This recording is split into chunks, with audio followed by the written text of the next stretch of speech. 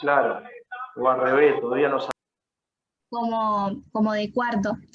Así que bueno, ¿quién mejor que Sergio? Él es Sergio Giromini, es médico especialista en neurología también, es egresado de la UNR y bueno, ¿quién mejor que él para poder ayudarnos en todo este tramo?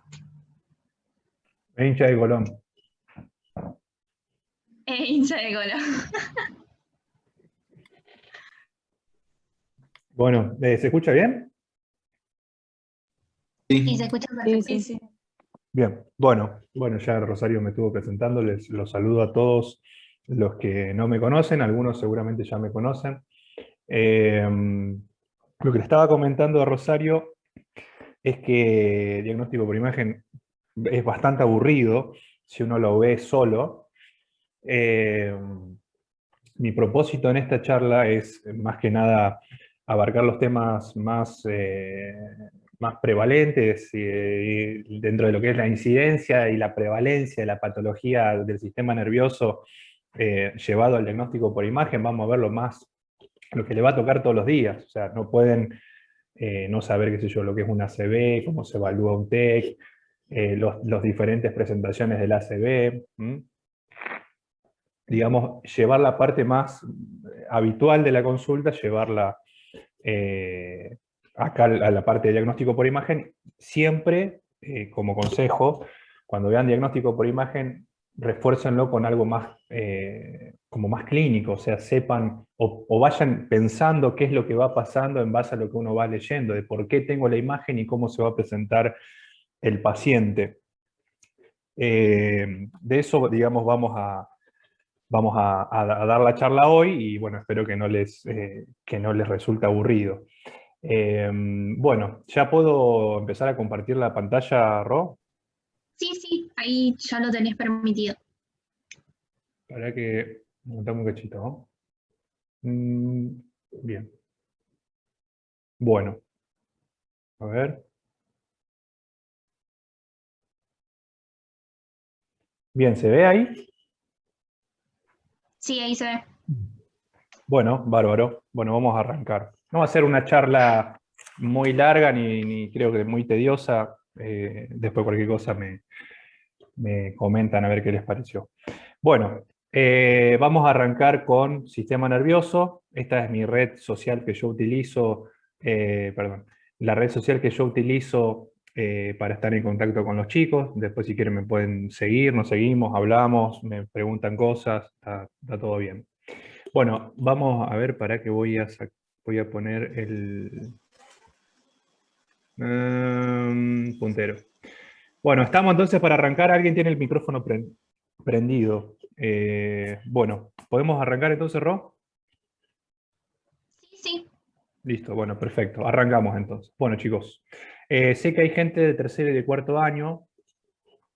Por ahí los de tercero les puede quizás dar un poco más de dudas o no entender por ahí algunas cosas. Los de cuarto seguramente ya están más cancheros en esto. Pero bueno, vamos a ir intercalando, como les decía, el contenido con lo que es el desarrollo de signos, síntomas, causas, etcétera, como para hacerlo más llevadero. Pues en eso se basa la medicina, juntar todo. Bien. Bien, vamos a arrancar. Entonces, una de las patologías más frecuentes que nosotros vamos a ver en lo que es diagnóstico por imagen, lejos, muy lejos, es el ACV. ¿Sí? El ACV, accidente cerebrovascular o ictus, o como ustedes quieran llamarlo, hay clásicamente dos tipos, ¿sí? Saben que existe el ACV isquémico y el ACV hemorrágico. Dentro de la proporción de lo que son las causas de ambos dos, por lejos, el ACV isquémico es el más frecuente que vamos a ver, ¿sí? Fíjense que va a representar el 85% de los casos de ACV que vamos a ver, ¿sí? Y el hemorrágico va a representar el 15% restante. Tengamos en cuenta que el ACV isquémico, que es el más frecuente que vamos a ver, puede ser clásicamente clasificado de dos grandes formas, ¿sí?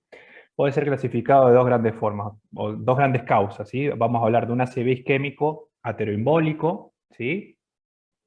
El ateroembólico, que básicamente, como el nombre lo dice, yo voy a tener una obstrucción de una arteria debido a un accidente de placa. Recordarán la placa de ateroma, cuya complicación, dentro de las complicaciones, es la ruptura de la placa, y que a partir de la ruptura de la placa se produzca el depósito de plaquetas y se produzca básicamente una trombosis, ¿sí? Entonces eso puede causarme la obstrucción, digamos, arterial, o que a partir de ese trombo que se genere en alguna zona se desprenda un émbolo y, bueno, y vaya a impactar a la circulación, digamos, de lo que es el sistema nervioso, ¿sí? Generalmente vamos a hablar del ACV isquémico cuando se obstruye una arteria.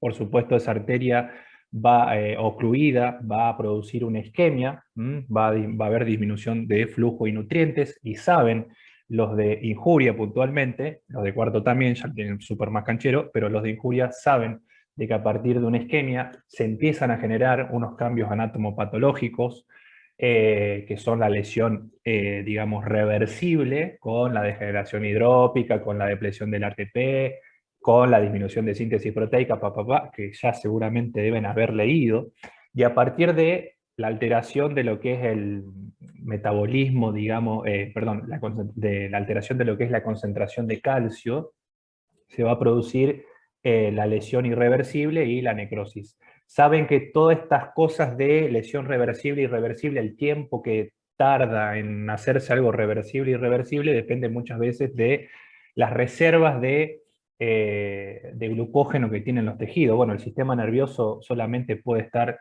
3 minutos sin recibir flujo, sin recibir nutrientes, y se necrosa, hace una necrosis rápida. Entonces, básicamente, cuando hablamos de ACV isquémico, vamos a hablar de un infarto cerebral, ¿sí? Recuerdan también los del tercero y los del cuarto que un infarto, definido por anatomía patológica, es una zona de necrosis isquémica, que es lo que está pasando acá. Entonces vamos a hablar de un infarto cerebral, debido a la oclusión arterial. ¿Qué es lo que vamos a ver nosotros si le hacemos una tomografía? ¿Sí? Los ACV se estudian por tomografía, y eventualmente, si no tuviésemos la tomografía, se van a estudiar por resonancia magnética. Lo que vamos a ver en los ACV isquémicos es una zona hipodensa o hipointensa, ¿sí? Dependiendo si hablamos en resonancia, hablaremos de hipointensidad, o de hipodensidad si hablamos en tomografía. Recuerdan que básicamente tenemos los colores blancos, ¿sí? Que hablamos de hiperintenso en tomografía, o hiperdenso en tomografía, o hiperintenso cuando hablamos en resonancia. En este caso vamos a ver hipodensidades o hipointensidades, una zona de color más oscuro en relación al parénquima del sistema nervioso. Tengamos en cuenta también que la mayoría de veces cuando tenemos un ACV de tipo isquémico, un infarto cerebral, la arteria que se nos va a tapar, ¿sí? Que se va a ocluir, es la arteria cerebral media, ¿sí? Por lejos es la que generalmente se ocluye. Y dentro de los signos que nosotros podemos llegar a observar, existen algunos signos, son más teóricos por ahí estos signos, no sé si los van a llegar a ver alguna vez, son signos tempranos de ACV, donde tenemos lo que se denomina una hiperdensidad de la arteria cerebral media, básicamente por la oclusión, por la trombosis. Cuando yo digo hiperdensidad, hacemos referencia a que la arteria cerebral media se va a ver más blanca, ¿sí? Hiperdensidad de la cerebral media. Digamos, esa hiperdensidad que se genera por la oclusión de la arteria cerebral media lleva por nombre un signo muy característico, diagnóstico por imagen, que es el signo de la cuerda, ¿sí? ¿Alguna vez escucharon hablar de ese signo de la cuerda? Pregunto. No los estoy viendo si están escribiendo, pero pregunto. ¿No? No, ¿Sí? profe. Bien, bueno. Signo de la cuerda hace referencia a la trombosis que sufre la arteria cerebral media. Ahora les voy a mostrar imágenes, que son signos tempranos. Luego tenemos lo que es la pérdida del ribete insular, ¿sí? Que se produce a partir del infarto, se genera una zona de edema alrededor del infarto. Ahora les voy a mostrar imágenes. Tenemos el borramiento de los surcos, que estos quizás sí lo puedan llegar a ver si ven alguna tomografía, en donde no se va a distinguir básicamente la sustancia gris de la sustancia blanca, ¿sí? Básicamente también por la inflamación que acompaña siempre al infarto, por la necrosis, por supuesto, y el edema, ¿sí? No se va a poder distinguir del lado donde tengo el ACV la sustancia gris de la sustancia blanca. Y vamos a tener también otro signo temprano que es la hipodensidad. Vuelvo a repetir para que se vayan acordando de los términos. Vamos a ver una zona más oscura, ¿sí? A lo que es a nivel del núcleo lenticular, también por el edema. Tengan en cuenta que cuando hay un infarto, hay necrosis, hay inflamación, hay edema. Bueno, dentro de lo que es la clínica del paciente que tiene un ACV isquémico, seguramente ya lo deben saber, que es muy característico en estos pacientes. El paciente tiene alguna hemiplegia, puede tener pérdida de la fuerza del miembro, digamos, superior.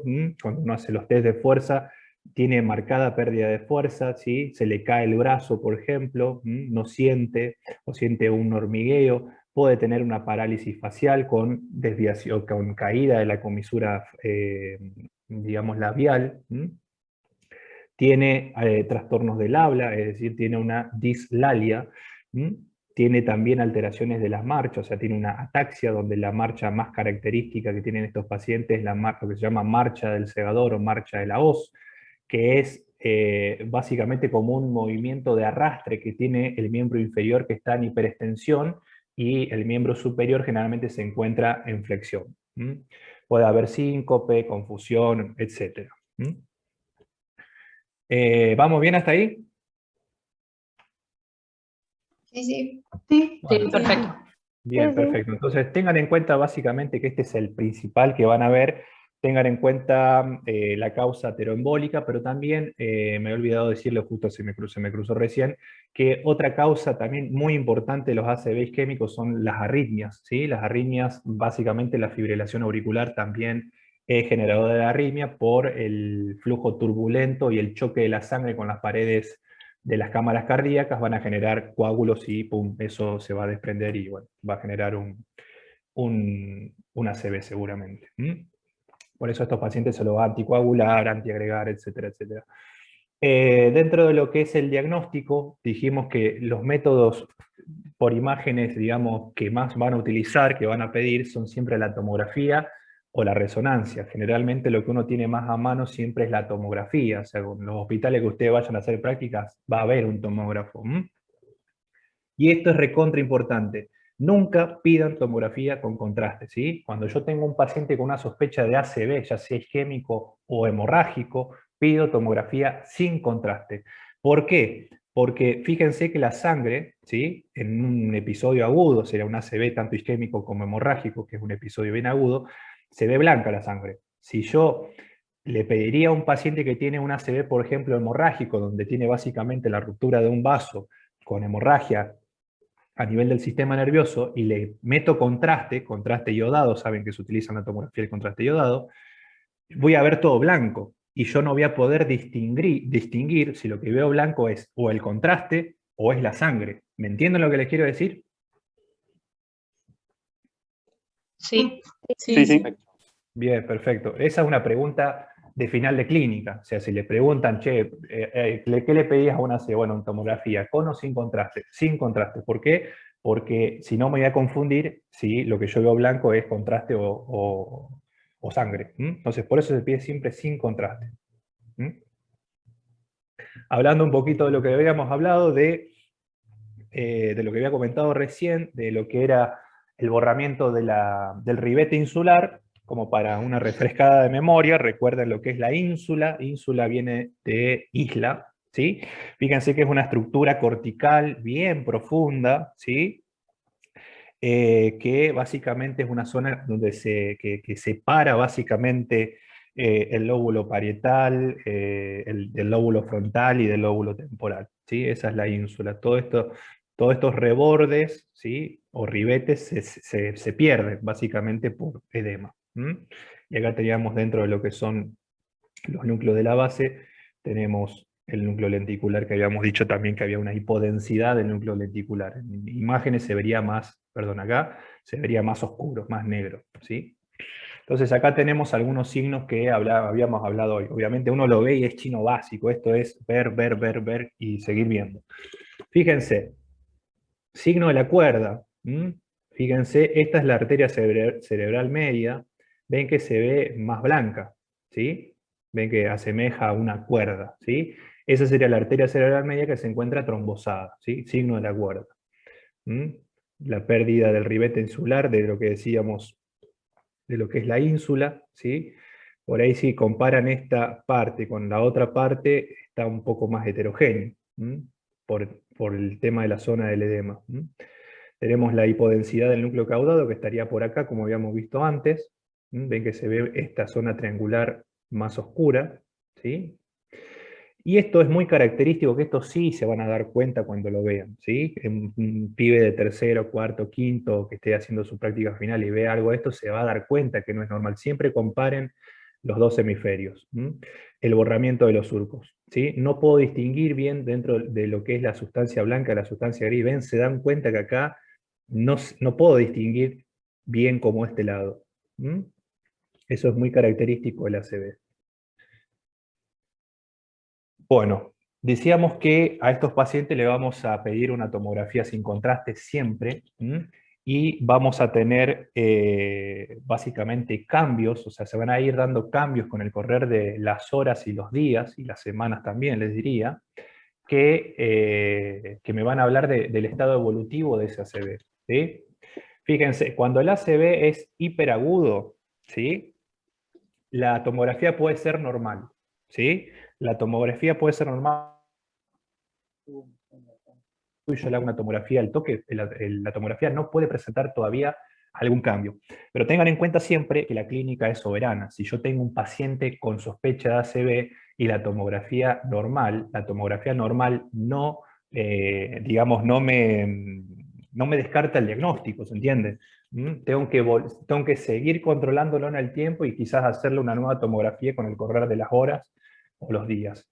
Fíjense que cuando la ACV ya es agudo, que sería entre las 6 y las 72 horas, voy a ver una hiperdensidad, o sea, la zona, digamos, infartada va a estar más hiperdensa, va a estar más blanca en relación al parénquima. Cuando hablamos de un ACV subagudo en fase temprana, ya sea temprana o tardía, fíjense entre 72 horas a una semana, y la tardía entre una semana a un mes, se va a hacer isodenso. Recuerden que lo isodenso hace referencia a lo gris generalmente. Hiperdenso decíamos que era blanco, hipodenso negro, y lo del medio es gris, ¿sí? Isodenso. Cuando es crónico, o sea, cuando ya pasaron meses a años del ACV, vamos a ver una hipodensidad, vamos a ver la zona infartada más oscura que el resto del parénquima, que es lo residual del ACV. Fíjense esta imagen. Si ustedes ven esta imagen, ¿cuál va a ser la zona infartada? Todo esto. Toda esta zona amplia es la zona del infarto. Ven que se ve más hipodenso en relación al parénquima, ven que se ve más oscuro, un gris oscuro. Esa es la zona de necrosis, ¿sí? De necrosis isquémica, la zona infartada. Bien, vamos al otro tipo de ACV. ¿Hasta acá vamos bien? Les voy a preguntar 20 veces si están bien. Una pregunta. Sí. ¿Por qué, o sea, cuando a medida que va progresando el tiempo, desde el episodio de la ACV, por qué cambia el color de la tomografía? O sea, ¿qué cambios a nivel estructural del componente de la isquemia hace que se vuelva negro cuando antes era blanco? Claro, en realidad pasa que cuando vos tenés el proceso bien agudo, acordate que, como le había explicado antes, los cambios generalmente que se dan en la fase aguda bien temprana se producen a causa de la inflamación. Entonces, cuando esa inflamación, digamos, cuando la ACV ya deja de evolucionar y queda como en stand-by, ¿sí? También el proceso inflamatorio va a mermar. Toda la zona de edema y demás va a ir mermando y se van a ir generando luego los cambios, esto que le estaba comentando. Pero básicamente son por inflamación post-ACV, post-necrosis isquémica, ¿me entendés? Claro, ya entendí. Perfecto. Muchas gracias. No. Bien. Vamos al ACV hemorrágico. El ACV hemorrágico decíamos que representaba el 15%. Si bien es menos frecuente, el ACV hemorrágico tiene una mortalidad altísima, a diferencia del isquémico, que es menos mortal, pero genera muchas secuelas. Vieron recién la tomografía que le mostré recién, ese paciente seguramente va a quedar o quedó muy mal.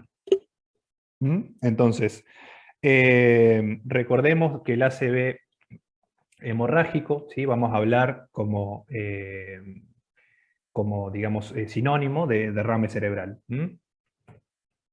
Acá lo que vamos a tener, como decíamos, en el ACV hemorrágico vamos a tener la ruptura de un vaso, ¿sí?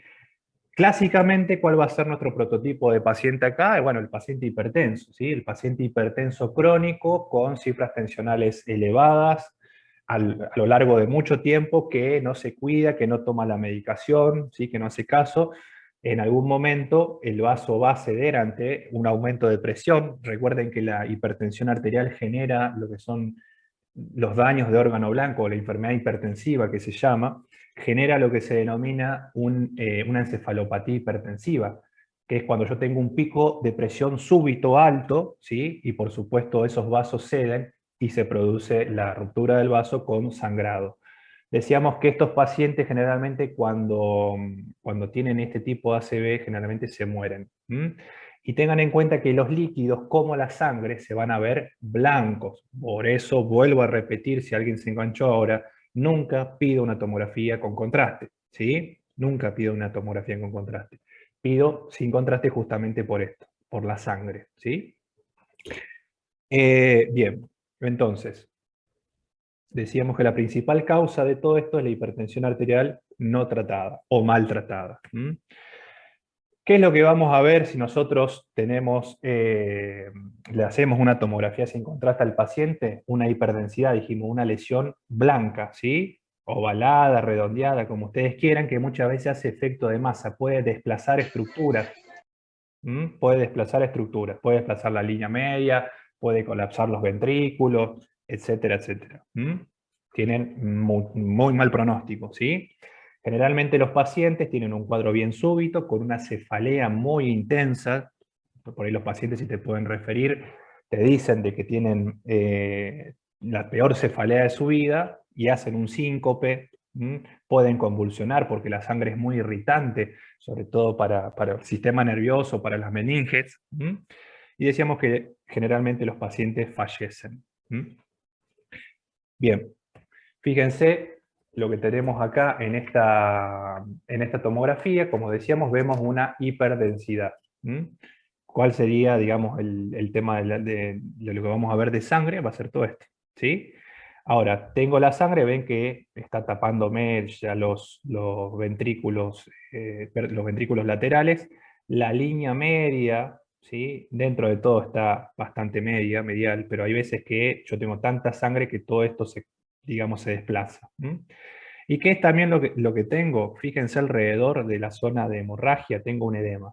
¿Sí? Todo este líquido gris oscuro es edema, que acompaña las lesiones. Entonces tenemos el edema, y la hemorragia y el edema perilesional. Eso es lo que van a ver característicamente en un ACV hemorrágico, una lesión hiperdensa o hiperintensa si yo haría una resonancia magnética. Bueno, vamos a hablar un poco ahora de lo que son los hematomas, ¿sí? Tanto epidural y subdural también lo van a ver, es algo bastante frecuente de ver. Cuando hablamos de hematoma epidural o subdural, la causa más común, ¿cuáles van a ser? Los traumatismos, ¿sí? Acá tenemos traumatismos como causa, ¿sí? Traumatismos o contusiones, ¿sí? Que lo vamos a llamar según el vaso que se rompa, ¿sí? Lo vamos a llamar epidural o subdural según el vaso y la localización que tengan, ¿sí? Fíjense que el hematoma de tipo epidural, como están viendo acá en la imagen, ¿sí? El sangrado es arterial. El sangrado es arterial y generalmente se producen por traumatismos importantes que son acompañados muchas veces por fractura de cráneo, ¿sí? Hay una fractura de cráneo con un hematoma acompañante, ¿sí? Acá lo que se va a romper, que ahora lo voy a poner en las diapositivas, en el hematoma epidural, que les pueden preguntar qué es lo que se rompe habitualmente, se rompe la arteria meningia media, ¿sí? La arteria meningia media es la que más se rompe, secundario a un traumatismo importante con fractura de calota ósea.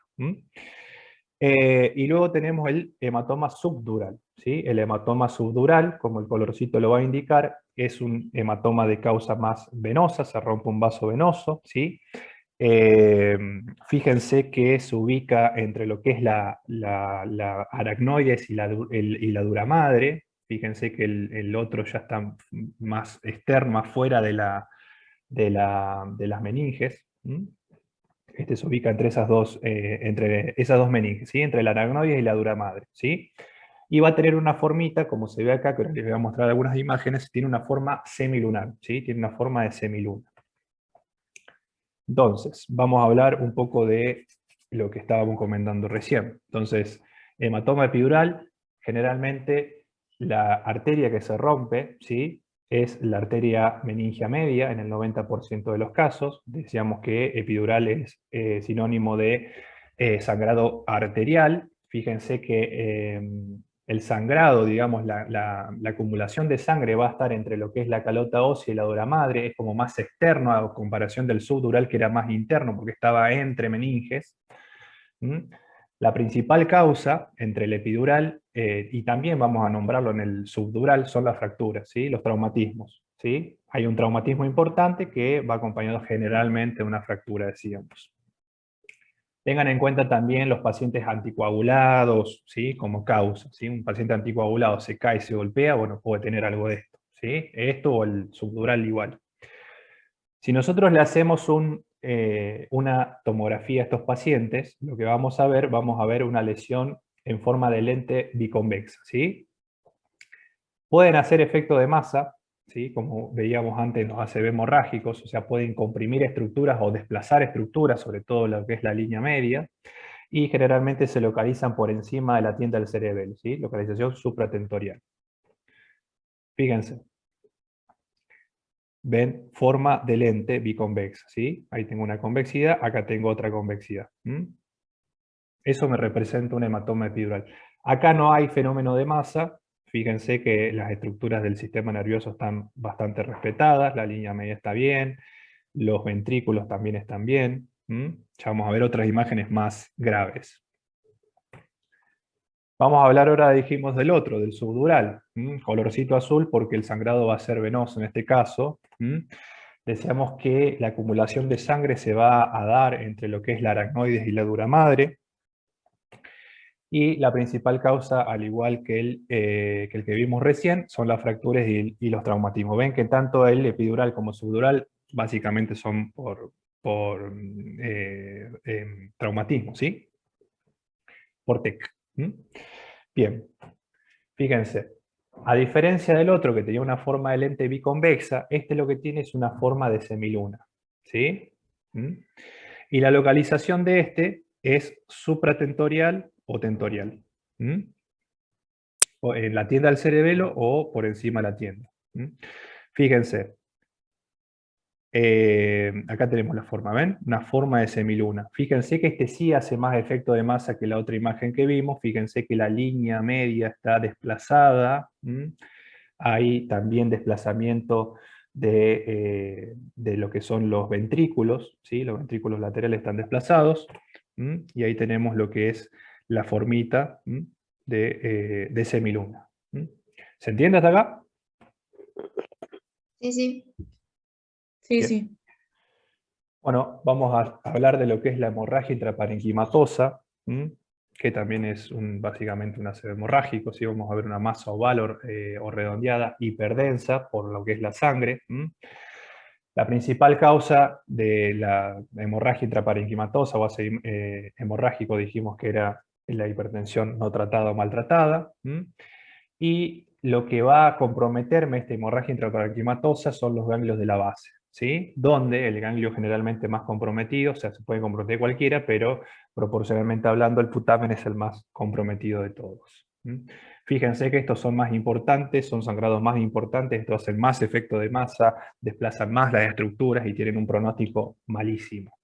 Acá tenemos todo esto, como decíamos, es el sangrado. ¿Ven? La sangre como los líquidos se ven, la sangre en realidad se ve bien blanca. Si yo le pondría contraste, verían ese mismo color, pero por todo el cerebro. O sea, es un quilombo darse cuenta qué es sangre y qué es contraste. Es imposible darse cuenta. De ahí lo que le decía de no poner contraste. Fíjense que también tiene un edema, esta es una lesión por ahí un poco más difusa, esta es una lesión mucho más importante con todo un edema alrededor. Fíjense que estas lesiones Vasculares se acompañan de edema, generalmente. Hacen efecto de masa, desplazan estructuras, ¿sí? Colapsan los ventrículos. Bien. Vamos a hablar de otra forma que también se puede presentar, o digamos que es una forma de ACV, básicamente, que es la hemorragia subaracnoidea. Esta también las van a ver, ¿sí? Esta se ve bastante. Yo siempre por ahí cuando hablo de este tema, con mis alumnos les cuento en base a cuando uno va haciendo guardia, las veces que pudo haber visto esta entidad. Una vez me acuerdo que me llega un pibe joven, de 22, 23 años a la guardia, en una silla de ruedas que lo llevaron los familiares agarrándose la cabeza, ¿sí? Agarrándose la cabeza y con los ojos cerrados. Me acuerdo que fue la Copa América pasada, cuando Argentina jugó con Paraguay, me acuerdo patente. Entonces el paciente llega, ¿sí? Con mucho dolor de cabeza, mucha cefalea, y fue de golpe, ¿sí? El paciente me dijo, me agarró un dolor de cabeza de golpe. La madre dijo que lo escuchó gritar, y cuando llegó estaba agarrándose la cabeza y con los ojos cerrados. Vos querías abrirle los ojos, le decía abrí los ojos, y el paciente no quería abrir los ojos. Entonces, estamos frente a una subaracnoidea o a una CH, ¿sí? Obviamente, fíjense lo polar que puede ser la consulta en ese caso. ¿Y por qué pasa generalmente todo esto? Porque lo que va a pasar en la hemorragia subaracnoidea es justamente que se vuelca sangre, se rompe un vaso y se vuelca sangre al espacio subaracnoideo. Y recuerden que cuando se vuelca sangre en el espacio subaracnoideo, por el espacio subaracnoideo corre el líquido cefalorraquídeo. Y la sangre es muy irritativa, yo les decía, de lo que son las meninges, el espacio subaracnoideo. Entonces, particularmente, esta se la pueden preguntar mucho en clínica. Esta se presenta como un síndrome meningio, ¿sí? Eso no se pueden olvidar. Si ustedes están hablando de una meningitis, el docente les pregunta, bueno, ¿con qué te lo podés confundir? Con una hemorragia subaracnoidea, porque el cuadro es igual, ¿sí? Saben cómo se presenta una meningitis, ¿verdad? Sobre todo los de cuarto lo deben manejar quizás. No sé, pregunto, ¿alguien sabe cómo se presenta una meningitis? Sí. ¿Cómo se presenta una meningitis? ¿Cómo vendría el paciente? Cefalea, rigidez nucal. Perfecto, sí, cefalea, rigidez nucal. ¿Qué más? Fotofobia. Bien, fotofobia. De ahí es que el paciente no quería abrir los ojos. El paciente no quería abrir los ojos. Tienen vómito y ni siquiera tienen náuseas, ¿sí? Tienen vómito en chorro por el aumento de la presión endocraniana, ¿sí? Todo como me lo describieron, así vino el pibe. El pibe vino agarrándose la cabeza con un fuerte dolor de cabeza súbito, con fotofobia, con rigidez de nuca. Obviamente no tenía fiebre. Entonces con mi compañera dijimos, o es una hemorragia subaracnoidea o está haciendo una simulación. Bueno, ya después van a ver qué es lo que va haciendo uno. Pero agarramos, lo derivamos.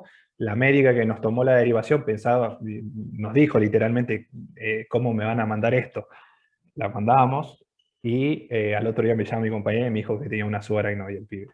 Así que lo mandaron a hacer una embolización y demás. Pero fíjense que el cuadro, digamos, es tan polar como decirle una CH o una subaracnoidea. Entonces, decíamos que esta, ¿sí? Básicamente se caracteriza, como dice acá, por un volcado de sangre al espacio subaracnoideo, que de acá, digamos, en el espacio este, es donde circula el líquido cefalorraquídeo. Hay una gran irritación de lo que son las meninges, de ahí es donde da el síndrome meningio, con toda la clínica igual que una meningitis, igual. Dentro de las causas, ¿sí? Tenemos la ruptura de aneurismas. Esto es muy característico, la ruptura aneurismática en pacientes jóvenes. Ustedes van a ver un paciente, como yo les decía, de 22 o 23 años que tiene esa típica clínica. Se le rompe el aneurisma. Un compañero de residencia también tuvo una de estas por ruptura de aneurisma. Son aneurismas generalmente congénitos, que es lo que tiene el paciente. Pueden ser también secundarios a malformaciones arteriovenosas, traumatismo, ¿sí? Pacientes anticoagulados. Pero generalmente se debe a ruptura de aneurismas. Y esos aneurismas son congénitos. Entonces, ¿qué es lo que vamos a ver? Fíjense, esta también se van a dar cuenta de que es una subaracnoidea muchas veces. Porque lo que vamos a tener va a ser una hiperdensidad, ¿sí? Que básicamente va a seguir la forma de los pliegues, ¿sí? Fíjense. Ahora les voy a mostrar una imagen. Dentro de otras causas de subaracnoidea tenemos las traumáticas y no traumáticas pueden ser. Decíamos, las traumáticas van a estar localizadas en el espacio subaracnoideo a nivel de lo que es la cisterna, ¿sí? entre la pía madre y la aracnoides, y las no traumáticas generalmente son por aneurismas. Las no aneurismáticas sería, por ejemplo, bueno, que sería en realidad traumática por una anticoagulación en exceso y con un mínimo trauma, ¿sí? Con un mínimo golpe.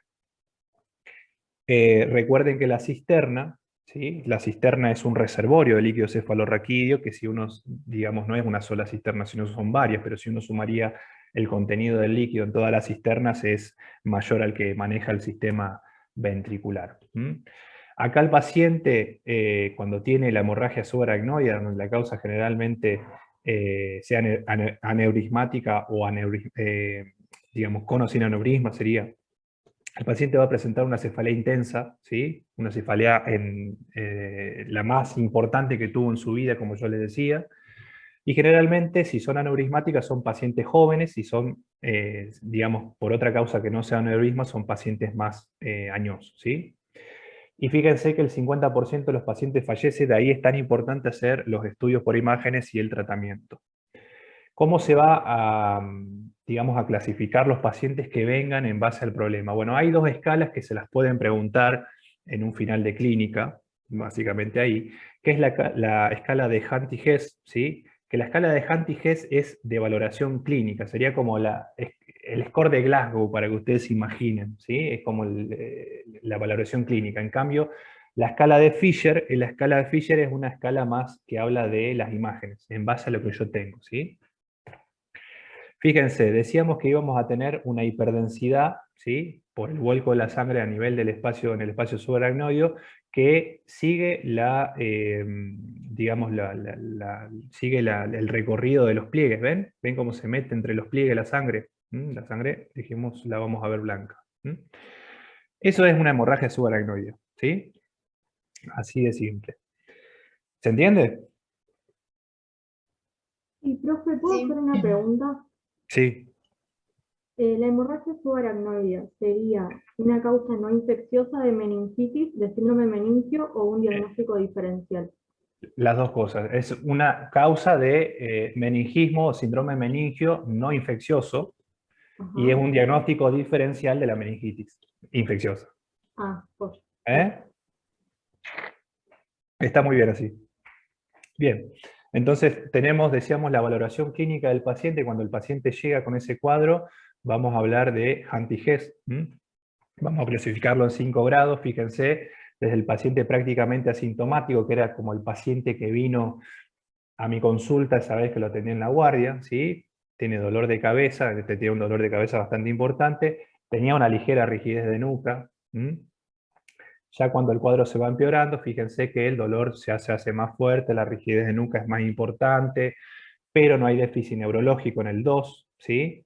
En el 3 ya el paciente tiende a la tendencia al sueño, si está somnoliento, está confundido, obnubilado, ¿sí? Ya hay déficit neurológico leve, y ya en los estadios 4 o 5 la cosa es mucho más grave, desde el estadio 4, ¿sí? En donde ya tenemos el paciente estuporoso, ¿sí?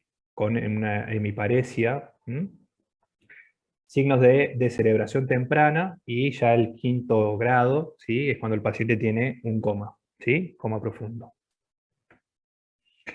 La escala de la escala de Fisher, habíamos visto la de Hunt-Hess, la escala de Fisher es una escala de diagnóstico por imagen, ¿sí? Si a alguno de ustedes le gusta diagnóstico por imagen y va a hacer tomografía, va a hablar de esta escala, ¿sí? Va a hablar de un Fisher 1, Fisher 2, Fisher 3 o Fisher 4 en relación a lo que vean en la tomografía. Ven que en el Fisher 1 no hay evidencia de sangrado, prácticamente la tomografía es normal, ¿sí?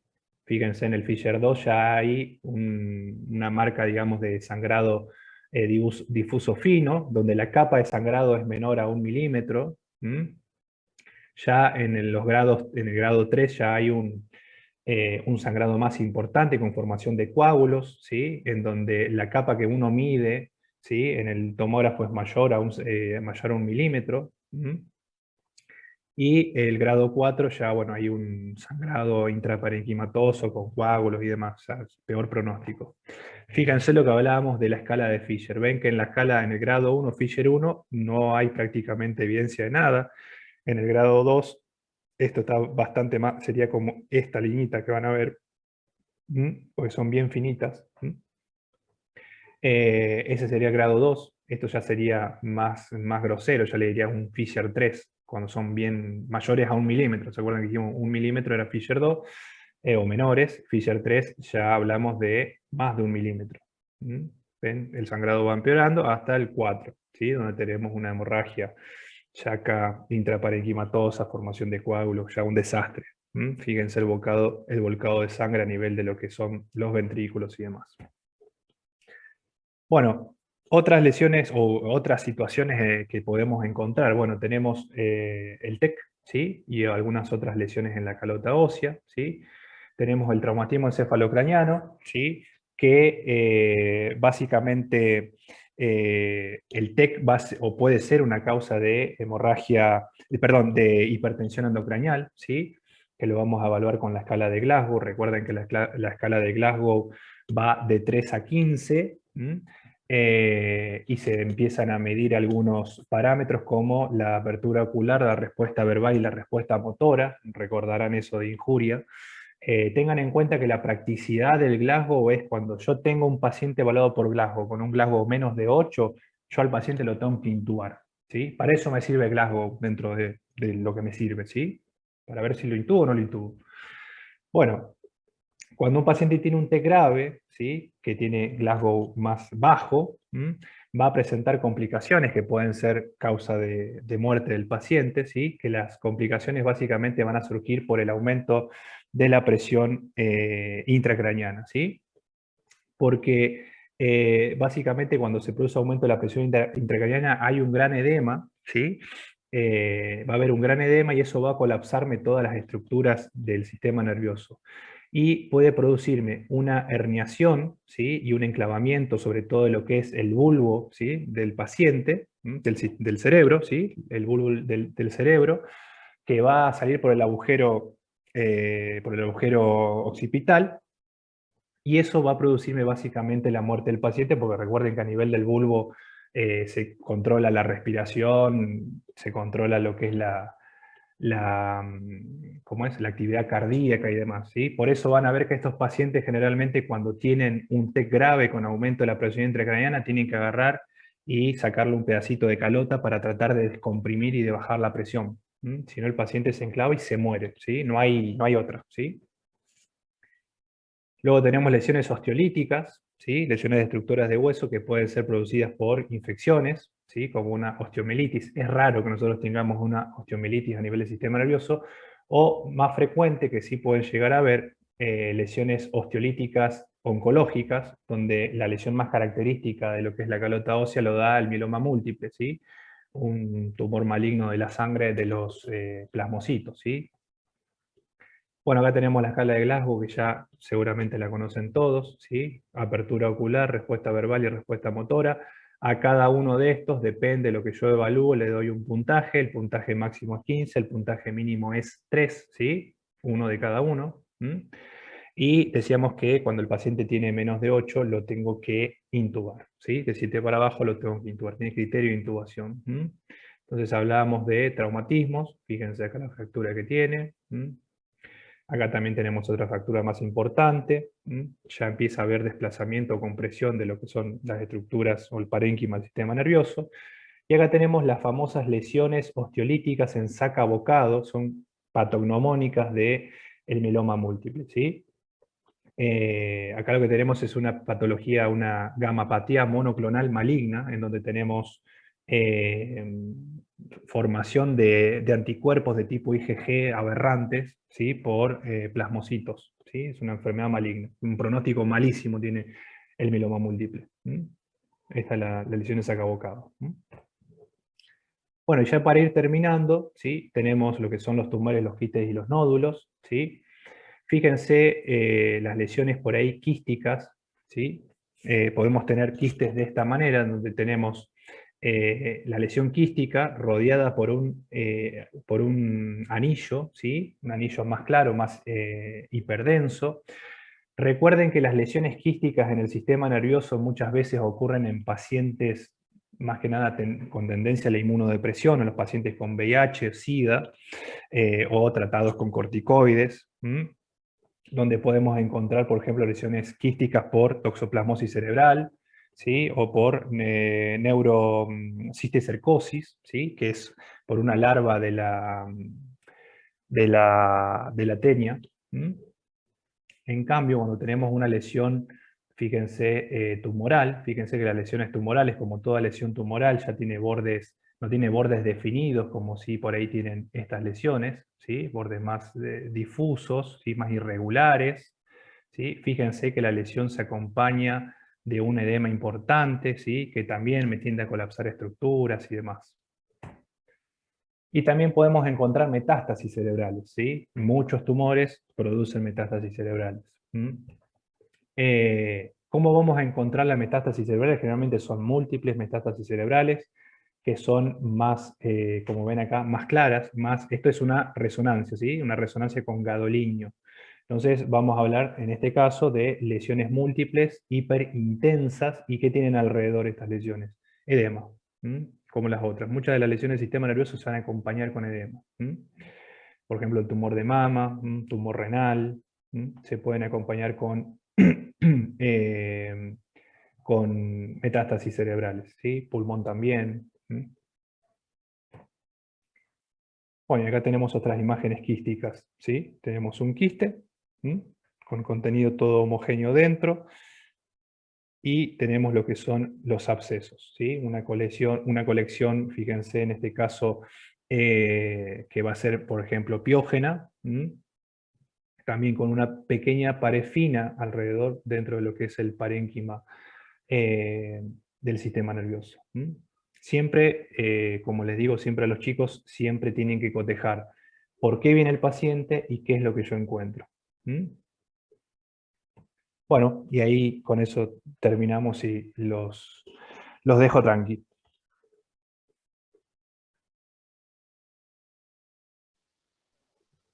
Bueno, no sé si los chicos tienen alguna duda con respecto a lo que estuvo explicando Sergio.